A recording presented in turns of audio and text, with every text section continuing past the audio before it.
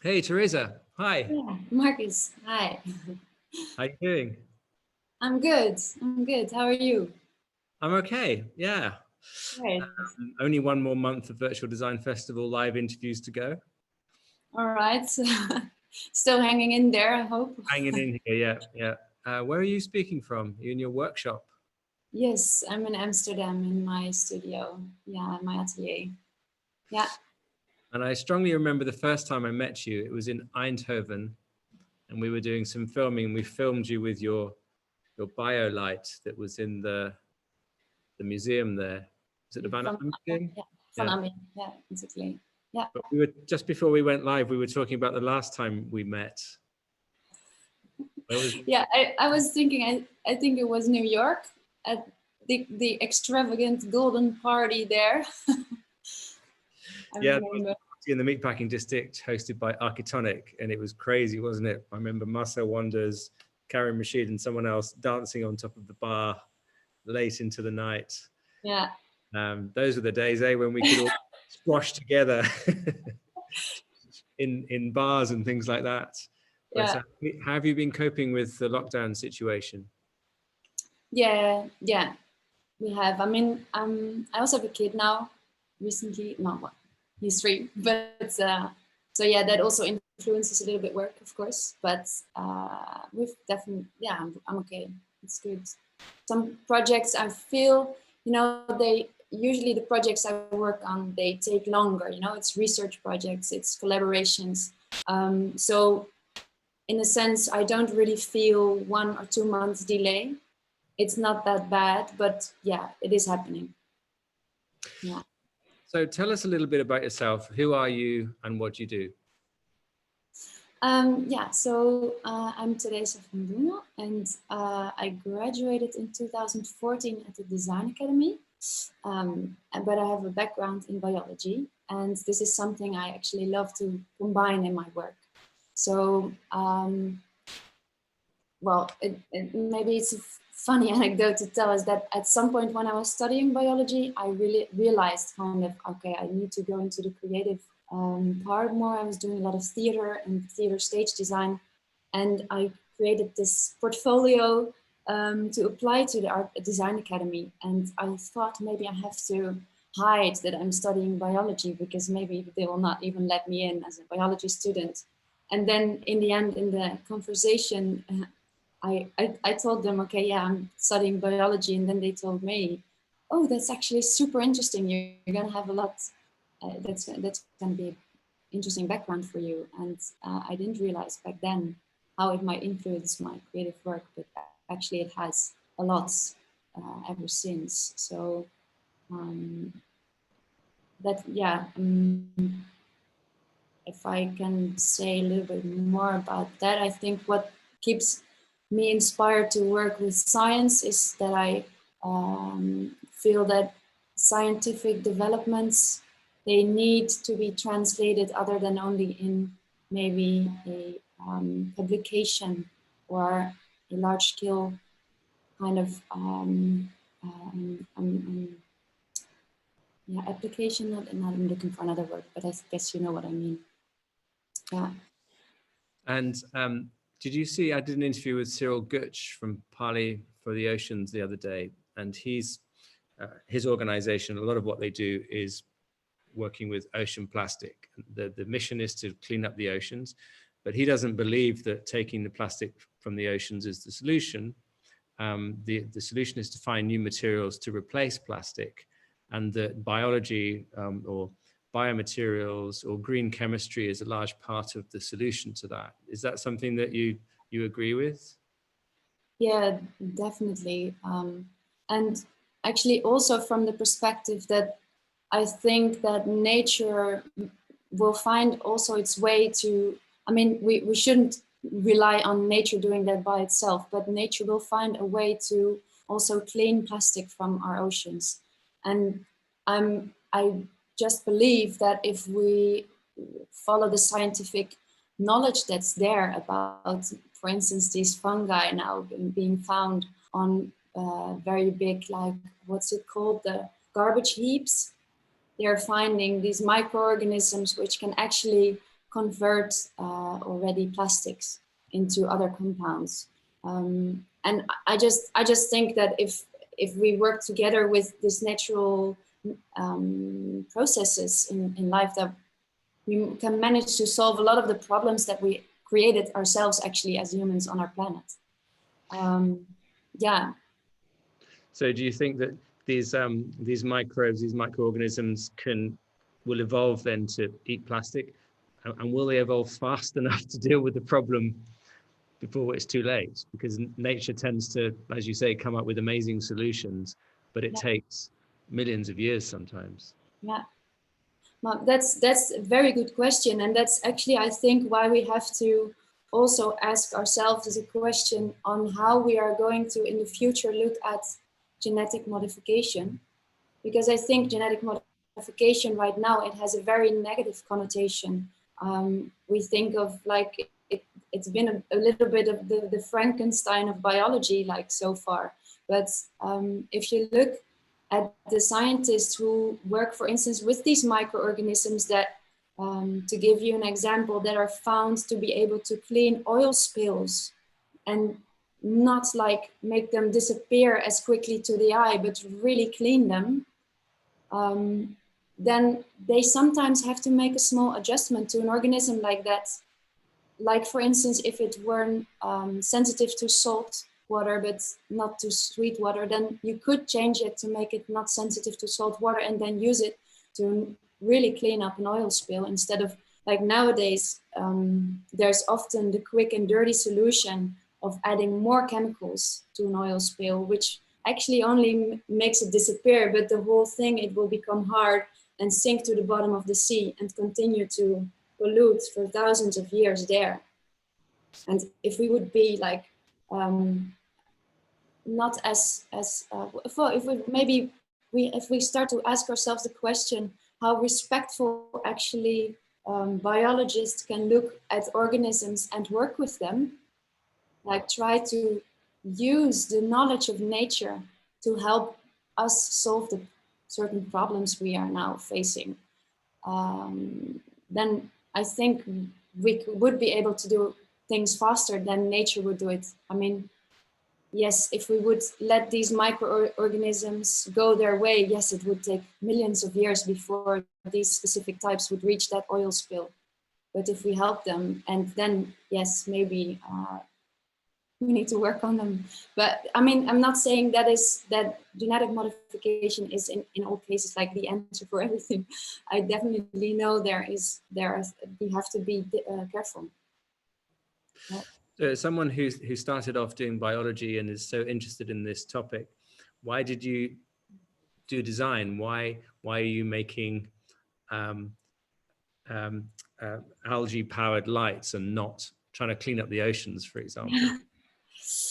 Yeah, I've been, I mean, okay, I can have two answers maybe, but I think I've started out making design is, I think, because I feel a need to translate research to people, to show them the possibilities that there are, and to kind of show that there is a kind of, well, I don't know if I like the word hope, but in a way that's the positive part of things that are happening in biology. And if you walk around in a lab, and if you talk to professors for instance, that taught me when I was studying, they often have so many interesting things to tell. Like this old professor, which actually maybe he was my first inspiration. When I was studying still, he was in the lab, and he just like that, he told me, yeah, we're actually now working on an algae, and we discovered that it can convert CO2 into biofuel. The only problem we have now is that the biofuel is killing the microorganism itself. And I was like, whoa, that's like completely from CO2 into solving our problem. And then when I was in the third year, I think, of the Design Academy, I just realized I have to ask him where he's at with this research, to see if he managed, and he did. And when I came into his lab, it was amazing, but it was just all closed off to anyone. He was not allowed to take this technology anywhere outside the lab, actually, because of the restrictions again. And then I thought it's such a shame that these kind of developments, they stay kind of hidden and invisible. And so that's, I think, one of the things I want to do as a designer is to give a recognizable shape to complex theory and research in biology, and to give a shape to it that hopefully speaks to people, that they can accept that maybe things like this will enter their lives at some point. This sounds like a good moment in our conversation for you to give us your presentation, Teresa. Do you want to show us your work? Yes, I will start the, oh wait, first here.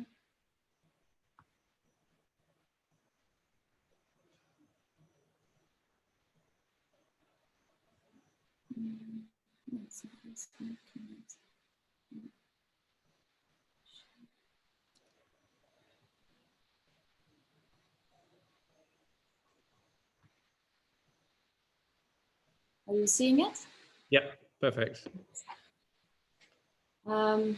So this first image is what you're seeing is a dinoflagellate, and it's a microorganism, not too tiny actually, quite big in the realm of microorganism, and it's found to emit light. And a lot of people actually know this one. They know it from the sea, when sometimes on in very hot summers, it's been like over 25, 30 degrees for a few days. You can see in the sea the waves turning, and you can see the whole wave lighting up. That's because these organisms are in there, and they react to this movement by emitting small amounts of light. It's kind of magical to actually see it. And I mean, I'm realizing that quite a few people actually saw this in real life. I saw it in Texel. It's one of the islands in the Netherlands. But then at some point I discovered, I was working with the scientist I just told you about, the one from my academy, and I wanted to research this bioluminescence. And then I discovered that there's so many sea creatures actually that are emitting light in our ocean. Like for instance, the octopus, he has a collaboration, kind of, you could say, like they call it a symbiosis with even a smaller microorganism. And it also emits light, but it's different from this one, because this one is a stress reaction, kind of, but that microorganism that works together with the octopus, it actually is able to produce light continuously in reaction to oxygen. So I'm just really going really quickly through the research now into kind of a result of half-year research, where I created Ambio for my graduation in 2014, which was a collaboration with the Delft University of, well, a collaboration I was supported in the technology by the Delft University of Technology, and the collaboration with the microorganism Photobacterium phosphoreum that we found actually on the skin of an octopus that we bought on the fish market. We isolated from its skin. And then, well, I think I have to show you, there's a video after this slide, but I will just briefly tell you what you're looking at. It's a balance, and you can't see my arms exactly, but I think it's about this big. And it has two heavy weights, so it's hanging completely in balance, in equilibrium, and there's a half round part you can see. You can put your hand on it, and if you slightly push it, like I showed you back then, it will start to move, swing back and forth, which causes the bacteria to go back and forth in the tube. And because of the oxygen that mixes in the movement, they start to light up. I will just quickly go to the movie for that.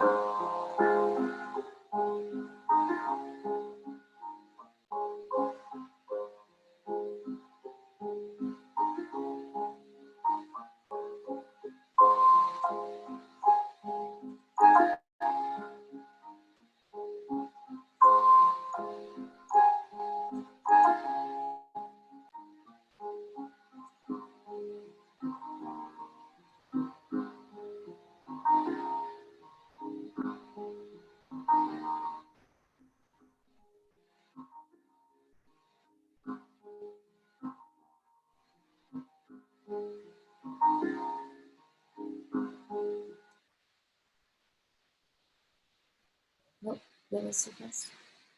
So that's okay. So then in reaction to that work, well, I mean, there were a lot of really good reactions, I think, back then. I think a lot of people hadn't seen a design work with bioluminescent bacteria out there. So I got a lot, like I was totally overwhelmed when I just graduated by reactions that came out of it. And I got the chance to do a very big installation for Eyes on Talents. I won the Eyes on Talents award in the Musée des Arts Décoratifs, the dependance of the Louvre, which was in 2016. And this was a experience design, actually. So it was, it's hard to explain. It's kind of a thing that you should have been there. But it's 5 by 5 and a space which has mirrors on the inside and 8 of those embryo kind of tubes. And they had a movement, like in going up and down, also in waveforms. And the moment you'd come in, it would feel a little bit like almost a galaxy kind of experience, because it would be so dark that you had no idea how far you would walk. And then there was this sound design to it, and people sometimes they would stay for like 20 minutes, and if you stay longer, then your eyes get adjusted to the dark and you could see further and further away. And then I called it one luminous dot, actually, because it felt a little bit otherworldly. But then upon being in the space, you started to realize with the explanation of the work that it was all, everything that you're seeing, it's coming from our own planet. And so that planet is that one luminous dot out there. And this is a little bit like in the story always, if I include it, it's a little bit of a sidetrack, the Lumis, but I still wanted to say something about it because it's part of who I am, I think, and my interest also in energy. So for this project, I was looking into light, actually, specifically. There is, with the light that we currently have, a lot of the light we are in, it's artificial, and it does something with our hormones, because we as humans, we are actually programmed to work with the natural light. It's full spectrum. And if we have another kind of spectrum in the TL light, for instance, it can mess with our sleeping and waking up rhythm. And then I discovered by working with this light scientist that the only other thing than sunlight that actually doesn't influence our hormones, which is full spectrum light, it's incandescent light. But incandescent light, of course, we are now not using it anymore, because 95% of it is lost, of the energy is lost in heat. So I wanted to do something actually with this energy that is lost continuously. So I created, at some point in my process, I was boiling half a liter of water with a small light bulb. And I thought, what else than making a cup of tea can I do actually with this incandescent light? And I realized that if I'm looking at our surrounding, I want to enhance also I could enhance with it the moist and the humidity in a space. So I created this humidifier. Actually, I realize it's here in my atelier right now. So there's this bigger vessel which refills the smaller vessel in which the water continuously vaporizes to humidify the surrounding. Then to go back into the biology topic, that going from embryo was super difficult actually to maintain in a way. There were a lot of people wanting this piece, but the disadvantage was that you have to take care of these microorganisms on a daily basis, with the amount of care and food they need. So I started to look around like for microorganisms and with maybe similar characteristics, but that were easier to maintain. And I came up with the Geobacter, which is a bacteria that when you see here in the screen, you see him throwing this little harpoon, which connects to this black surface with the green edge. And what he's actually doing, he's making a small electrical connection. So when he does that, this microorganism in his metabolism, like we need to get rid of our CO2 continuously, he needs to get rid of electrons. For him, it's waste, but for us, of course, electrons, it's energy. So then I started to work with the Ghent University of Technology, at this Center for Microbial Ecology and Technology, to be precise. Now I'm probably, if it reacts, quickly skipping again to the end result of this research. But what we started to work on is to create a system that, I mean, they were usually working with systems to maintain these bacteria, but not specifically anymore for their ability to produce energy. These bacteria, they were mainly researching them for their ability to clean wastewater. Like the example I gave earlier of the oil spills, they could be helpful in cases like that. So I was interested actually in their ability to produce energy. And so we created very small kind of electrodes, which are a cylinder, which is different from how they would do it. It would usually be flat, which means for the isolation stacking, like a lot of layers of rubber to isolate all these layers of membranes. So a lot of waste material. So we created then a cylinder which only needs like a seal on the top, which is like 5 or 3% of the amount of plastic material that you otherwise use. And actually in this design, you have 4 vessels within a circle. It's like 4 parts, which are filled with liquid with an ecosystem with this microorganism in it, a microorganism that produces energy. And they give their energy to the black parts that you see in the work.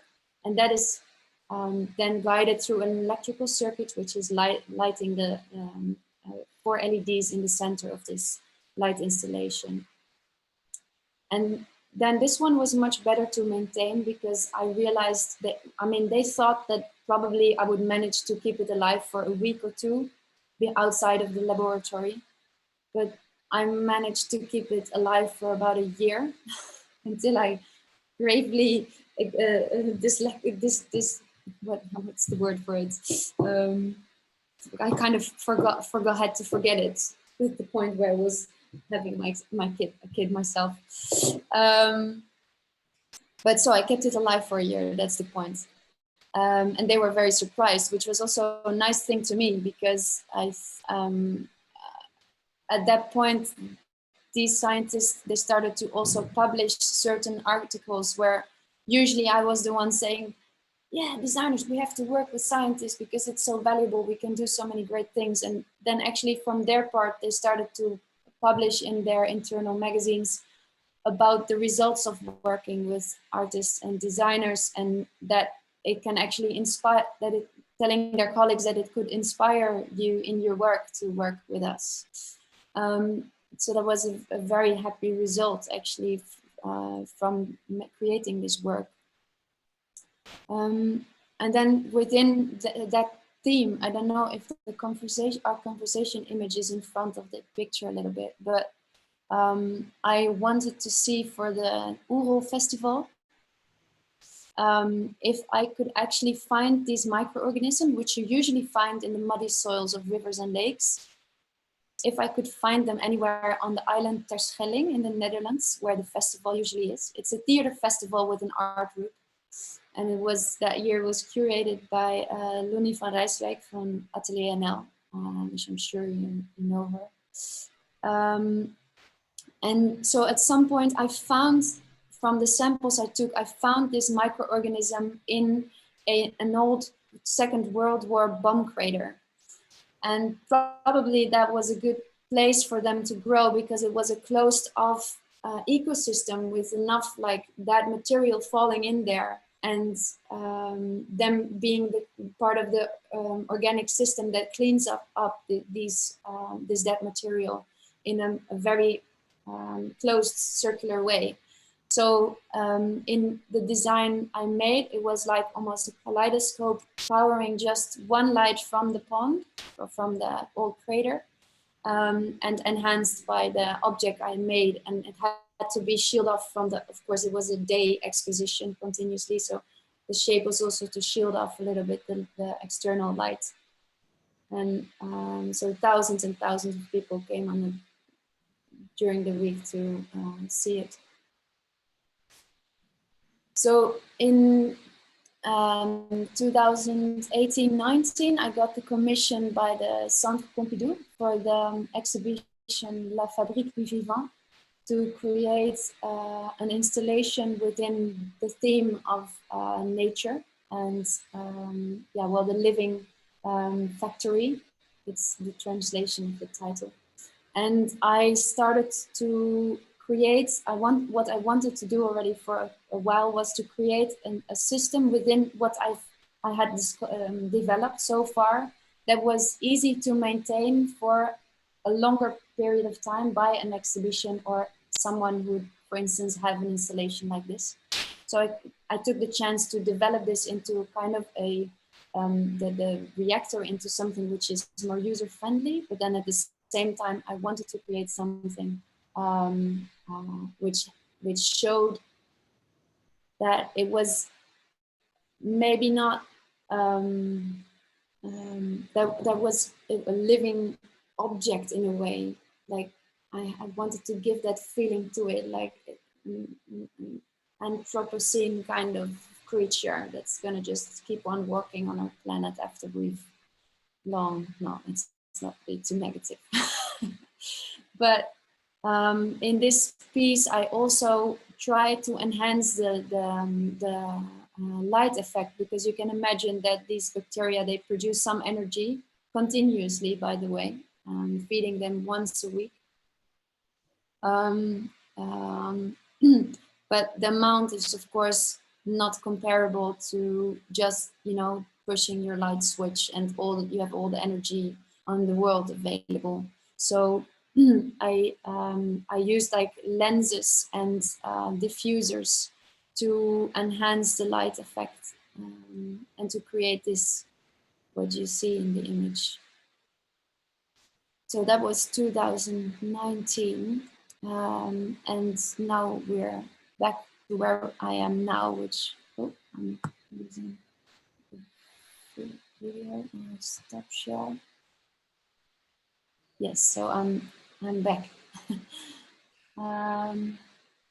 So tell me again that in the most recent projects, how does the bacteria manage to continue living so long compared to the previous projects? So in the previous projects, it was like a unique bacteria. So it was a single type of bacteria, but multiplied, a big population of one single type. And in the recent projects, there is like an ecosystem there. So it's a more circular system. So it keeps itself kind of alive with only a supplement of something that they can convert. And this supplement, it's called acetate, and it's very similar to actually to vinegar. So it's like a teaspoon of vinegar a week. And then maybe a half year, 3 months, half year, like refreshment of water. Yeah. And these processes you've been working with, could they become useful in the future? Could they, at the moment, of course, they don't give out enough light to light a house or anything like that, but is that possible? Yes, actually with this system, you can, it's all about scaling it up. So with the bioluminescence, I would kind of say no, because the moment that I would that I would open the curtains of an exhibition room, all the light would disappear by external light. You would just not see it anymore. But this is different because I'm generating energy here. So if I enhance the amount of surface that I have, I can enlarge the amount of energy that I have. but with one limitation, and that limitation is actually the fact that they have a maximum of voltage that they want to give. If you ask more in a way, then they're like, okay, I'll find another spot to release my energy. So that means that you could at some point maybe, like also in my installation, you see that I have 3 small lights. So you could endlessly plug more small lights to it, but not like one big theater lamp or something. And that is a limitation that I also think with, and that's more like electrotechnology, that there are still possibilities to overcome it.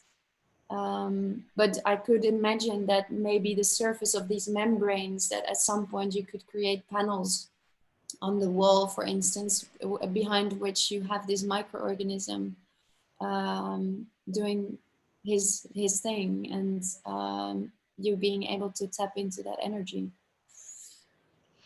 You said earlier that your work is also inspiring scientists, and they're starting to write about it in scientific journals. So where will you go with that next? How can you work with scientists to inspire them so they can inspire you, and how does that dialogue continue? So, well, I get the feeling that mainly maybe even in Belgium, but also in the Netherlands, there's more initiatives coming like from scientific centers to organize, for instance, the lectures. They usually have a lot of lectures within science, but then they organize in the end, they organize to have 2 designers or artists coming there to speak. I've done that a few times in Belgium. But in the Netherlands, for instance, we have now the artist in residence at the Delft University of Technology that I'm a part of right now. And I'm noticing that there's more and more of these initiatives happening. And I mean, it might be kind of early days to say what exactly the future will be of this, but what I'm hoping for is that there will be more and more the realization of the different paths that you can follow actually as a scientist to have your work implemented. If you look at certain, I'm unfortunately, I can say something about the artist in residence, which is that the kind of the starting aim of this residence for me was to work with scientific developments that haven't been implemented yet. And then on a university, that's usually the discoveries which are now patented, but the patent is probably soon going to expire because there's not a company that is working with it yet, which is a shame because it's years of work. And so we started out actually by going through all these patents together, and we had a short list in the end of 5, of which I had during the first week of the crisis, we had in the end Zoom conversations with the scientists, and I am now working with one of these scientists to see if this discovery, that unfortunately I cannot now say what it is we're working on, but I will hopefully soon be able to share more, to see how in maybe a alternative way we can translate this. And with alternative, I mean, like, to give you the example of the geobacter, it has been researched actually for the past 25 years as for the implementation of it. It was researched to clean our wastewater streams and at the same time produce energy. So this is like super large scale. And in the end, it was never found profitable enough to implement it on that scale. And so at this point, there's barely anything done with that 25 years of research. And so I hope that by working with the designers and artists, they will see that also from a more personal level, from the level of just people, you are able to do things. And that's the way I like to work. I'm really as well also in a way kind of a product designer, and not, I get the question, of course, like, do you want to make it large scale again? But I like this personal kind of approach from the human perspective. Yeah. So in a way, you're like an inventor in a shed, trying things out and then coming out with something that works. And then are you then happy to hand over the industrialization of that to someone else? And are you going to stick with lighting as well? Is that going to be something that you always continue with? You've obviously got this secret project coming up soon, which you're not going to tell me about, I'm sure. It's a kind of maybe even a coincidence, but yeah, probably for the next project again, it will be lights. But it's definitely not that I'm going to say I'm going to stick with lighting forever, because, well, energy is something I definitely find very interesting and will come back, I think, in my work again and again. But that something that I've been longing to do for quite a while is to work more with the physics of movement. So, but that's maybe even for the next project I can involve it. I mean, you see it in embryo. It's just very very simple, but the movement, the physics of movement is also in embryo, and it's something I want to also do something with. And then it doesn't, for me, it doesn't have to be with light as well. But of course, yeah, I'm open to do at some point also something else than light. Yeah.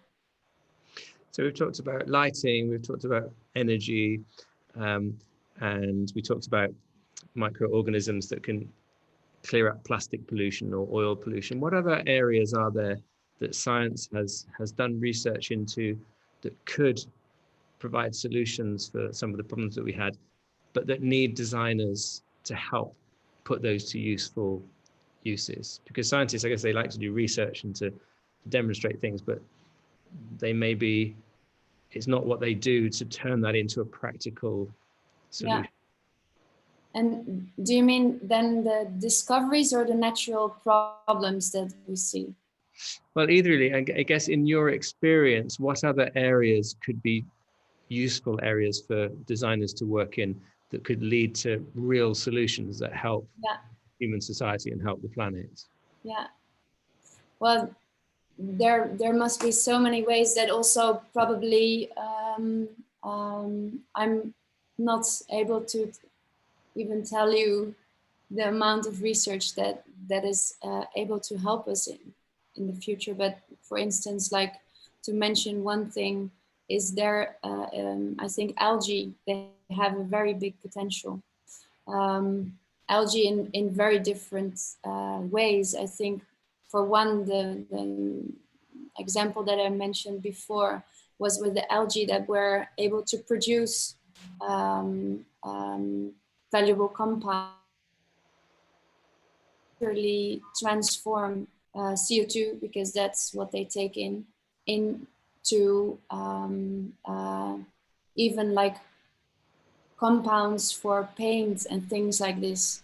So I think there's a lot to discover there. And also the ocean, I think, has a lot of potential. If you look at the vastness of our oceans, if we could use them instead of the land that is just more scarce, or just getting like scarce, the amount of land that we have. If we use the ocean for farming, for instance, and maybe farming also with algae, like the algae could be like could be a source of materials for instance, textile. And textile is, after oil, one of the most polluting industries on our planet, which is crazy because we all are also very dependent on the clothing industry. If we could use the ocean and the stretch of that to grow our materials using microorganisms, that is also a thing that I think we should and could discover more. And it's even probably that our ocean will benefit if we do it in a very smart, controlled way. that our ocean could benefit from it, because strips of just kind of space where fish could live and lay their eggs and things like this. It's good for the ecosystem in the oceans. And other thing I think that would be really valuable to do more with in the future, it's compost and biofermentation. I think compost can be a solution to a lot of our problems with, for instance, the use of land where for food industry to enrich it. Now like a lot of space on our planet, it's the agriculture is really depriving our land from all its nutrients, which means that in the end we will be left with very poor land. And so if we start to work more with like the knowledge of how microorganisms have a function in our land, we could take much better care of our land and get actually more yield from our work by doing so. And so fermentation is also, for instance, biofermentation is how you can produce gas. So if we would be much more careful with our compost and biomaterial, I think it's definitely not a field of expertise for me, but these are things that I think are very interesting to look at. And finally, I think you said this already, but are scientists keen to work with designers more? Is this something that more designers could be doing? And how can they do that? It's not, I mean, you don't often meet scientists in the street, do you? And who've got some amazing skills you can work with. Yeah, it's actually a really, really good question. I think the nice and funny thing is that I think for a lot of designers and students, etc., that I also get often emails in asking me this question, is that it seems almost a little bit scary to contact like the universities and scientists with a question. But in fact, scientists usually work on universities, and universities are just very, very used to working in groups of people together on several projects and guiding students in their work. And often we designers are just a very welcome distraction to their daily kind of life. And so in fact, if I can tell people a little bit of advice, is that if I'm interested in a topic by reading or hearing a lecture, I usually try and find just the terms of the field of interest that I have, and try and find a professor wherever on our planet which is working within that field. And of course, now within the crisis, we're realizing that how close we are actually just by our video calls. But these people usually know others around the planet, and they can connect you to someone close by. And I've never actually encountered that a professor didn't want to meet. They often want to, if you have a good idea and approach it from a nice and positive perspective.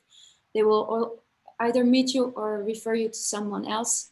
And in the end, I end up like being guided by the professor, but they connect me to, for instance, like master or PhD students. So I'm working for most projects, I've been working with 2 to 4 master or PhD students and guided by a professor, and they have time. Like the Bart Joost and Richard Groen that I started out working with, sometimes they would even like text me and at 1 or 2 at night after going to the pub, they would check if the bacteria were still emitting light in the lab, and we're just in a really nice collaboration that probably professors don't have time for. Yeah, so it's actually quite open and okay to try it out and to do it.